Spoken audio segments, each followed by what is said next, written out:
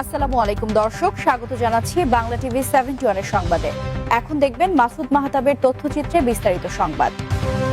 রাজধানীর বাংলা মোটরস্থ রূপায়ণ টাওয়ারে বর্ণাঢ্য আয়োজনের মধ্য দিয়ে অনুষ্ঠিত হয়েছে সাংস্কৃতিক অনুষ্ঠান ও বর্ষসেরা পুরস্কার ২০২৬।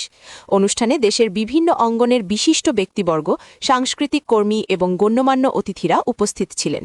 অনুষ্ঠানে প্রধান অতিথি হিসেবে উপস্থিত ছিলেন গণপ্রজাতন্ত্রী বাংলাদেশ সরকারের অর্থ মন্ত্রণালয়ের অতিরিক্ত সচিব অবসরপ্রাপ্ত পীরজাদা শহীদুল হারুন।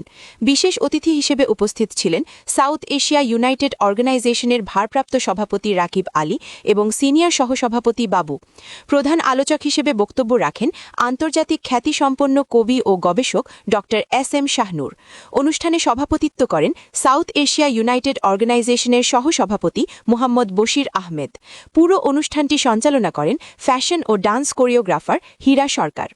অনুষ্ঠানে দেশের বিভিন্ন ক্ষেত্রে বিশেষ অবদান রাখা ব্যক্তিদের বিভিন্ন ক্যাটেগরিতে বর্ষসেরা পুরস্কার ২০২৬ প্রদান করা হয়। সাহিত্য ক্ষেত্রে বিশেষ অবদানের জন্য পুরস্কার পেয়েছেন কবি তহমিনা তাহারাত, কবি ও সুরকার লাবনী আক্তার খুশি, কবি মরিয়ম রহমান, কবি এ.এইচ. মান্না, কবি ও গীতিকার মোহাম্মদ আশরাফুল ইসলাম, কবি ড এস.এম. শাহনূর এবং কবি আবু তালহা।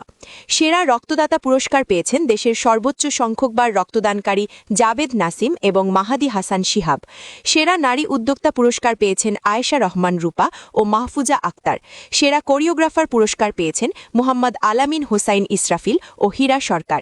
সেরা শিক্ষক পুরস্কার পেয়েছেন সাদ্দাম হোসাইন। সেরা ফ্যাশন ডিজাইনার পুরস্কার পেয়েছেন অ্যাডলফ খান ও মোহাম্মদ রাশেদ রহমান শুভ। রত্নগর্ভা মা পুরস্কার পেয়েছেন তাহেরা বেগম। সমাজ সেবায় বিশেষ অবদানের জন্য পুরস্কার পেয়েছেন ইঞ্জিনিয়ার এস.এম. শহীদুল আলম, বাবু, মোহাম্মদ বশির আহমেদ, সানোয়ার খান ও জে.আই. খান আরিয়ান। এছাড়া সেরা ব্র্যান্ড হিসেবে পুরস্কার পেয়েছে ইনশা। আয়োজকরা জানান, দেশের বিভিন্ন খাতে অবদান রাখা গুণীজনদের সম্মাননার মাধ্যমে তাদের উৎসাহিত করা এবং সমাজে ইতিবাচক পরিবর্তন আনাই এ আয়োজনের মূল উদ্দেশ্য।